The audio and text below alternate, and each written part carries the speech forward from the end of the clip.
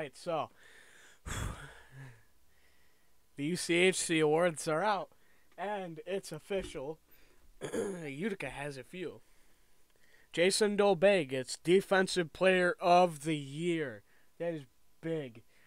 I didn't expect that, but it's well deserved. I mean, all of these are well deserved, but that was a large take home, and this came out a couple hours ago. I didn't even think we were gonna get this many, especially at DPOTY.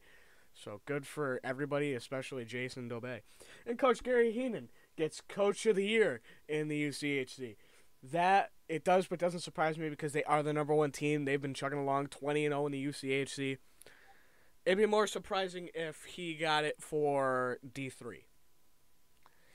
But, I'll take it. It's well deserved still.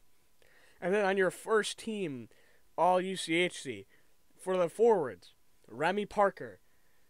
And on defense, Justin Allen and Jayson Dobay. Now, this is well deserved for all of them, especially Remy Parker, who's leading the UCHC in goals, and by that, goals per game at .85.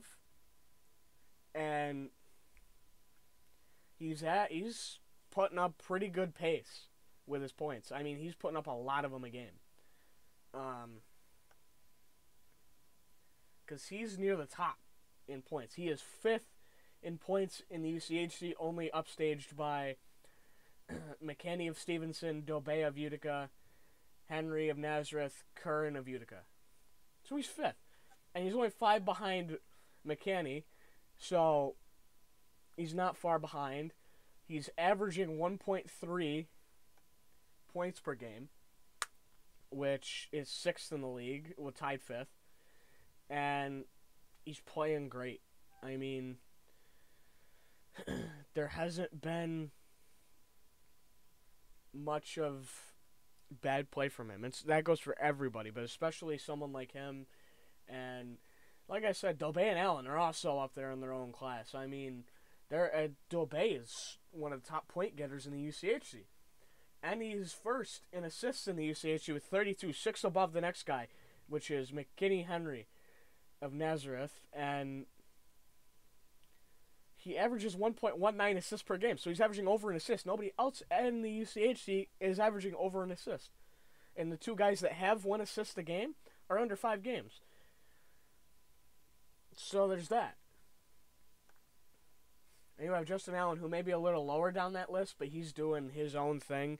I mean, he's playing great, and he had a small injury at one point in the season, so that's why his numbers aren't as big as they would if he played a full season, but he's still putting up good numbers, and I'm not surprised to see him on this list at all. And then on the second team, actually, wait, Landsberger is first team goalie. Forgot, I was going to jump and do the second team and then first team goalie, but I'll do first team goalie first. Landsberger deserves it. Now, surprisingly, Jack Shorokowski is one of the top 25 plus-minus guys, and he hasn't played half the season. But good for him. Brian Landsberger, he's got a high goals against average. Right? He's at 1.75. That's the lowest of anybody. And he's played some of the most minutes of any goalie. He's played the most games of any goalie on this list with 27. He's got a 1.75 goals against average. And he's put up over 175 more minutes than the next guy. He's doing pretty good. He's not facing as many shots, which is why he may have a few less saves, but he's putting up a better goals against average. He's 7th in saves per game with 19.70, but that's because he didn't get shot on super many times. Getting 5.32? Yeah. And his save percentage is 2nd in the UCHC at a .925. Getting 532 saves, 43 goals allowed, 27 games played.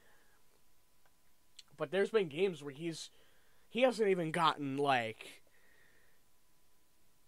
over 30 shots. Shutouts are not available on the website, but Landsberger does have 5. It'll be interesting to see I don't think he'll get 6. He's been pulled the last couple games.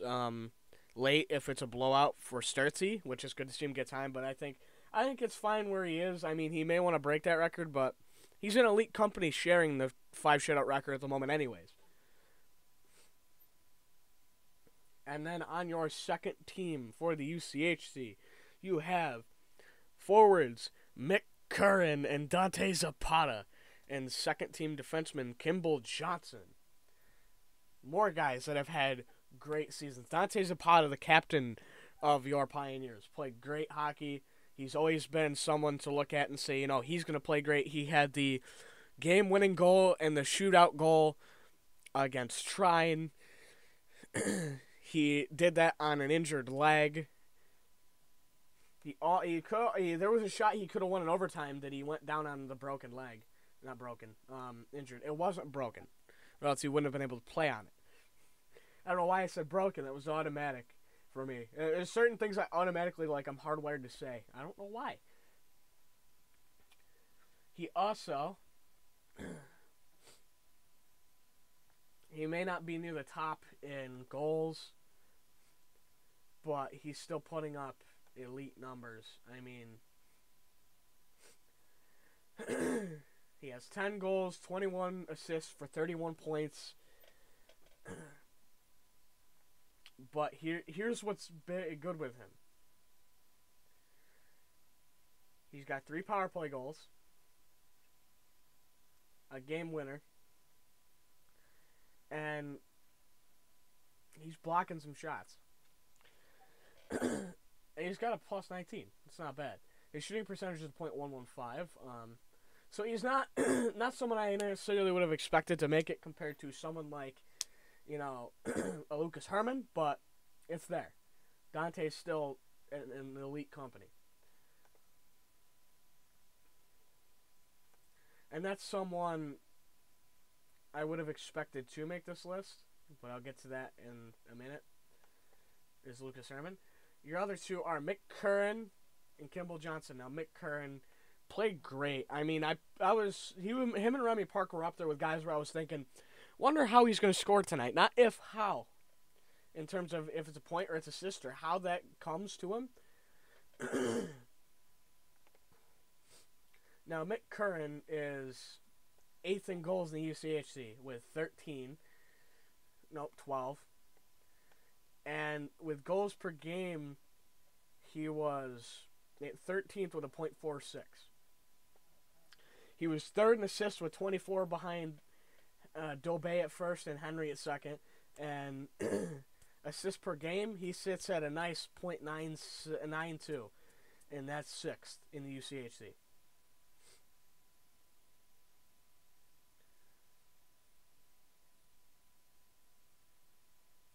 Now, one other thing I will note, Remy Parker was tied first in power play goals. I didn't notice that beforehand. I noticed it now. With 8. 8. That's a high number right there.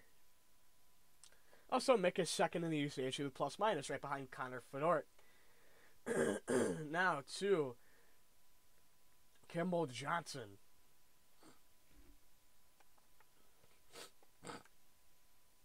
He may not have been high up there in goals, but he was up there in goals. I mean,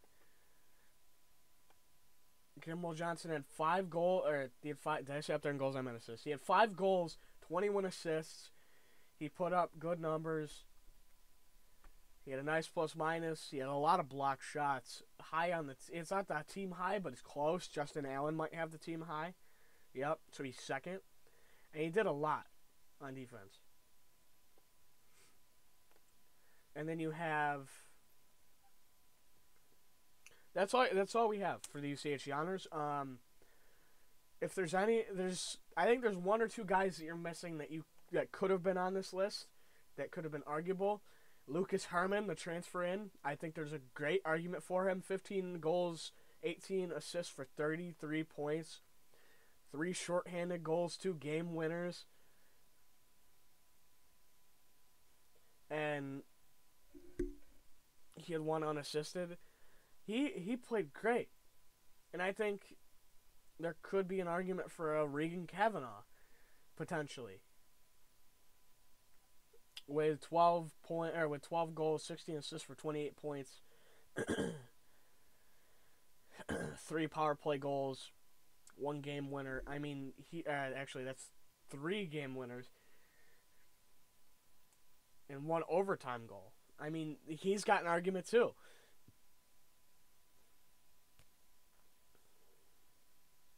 So, it is what it is. I mean, you have all these guys earning achievements more than last year, and I think it's well deserved. I mean, there's not much you can really say that can't already be said about these guys. I mean, it's a talented team, and a lot of guys got what they deserved, which was all conference honors. There's some that may or may not have been snubbed, depending on how you think of it. But, you know, it is what it is. You got to take it in stride. And, you know, I'm happy that all these guys made it, because it's a really talented group of guys at the end of the day. It really is. And they're all deserving. And so is everybody else who made the UCHC. I'm not just saying that about Utica. I'm saying it about everybody. Everyone who made it, talented. But, you know, I would have done it slightly differently with who made it, but that's just my decision. That's not, you know, what do I know? But, I mean, it is what it is. And we'll see how it goes. I mean, you have the championship game this weekend against Nazareth, and I can't wait. I hope to see some people there, and see you later in the week with more stuff.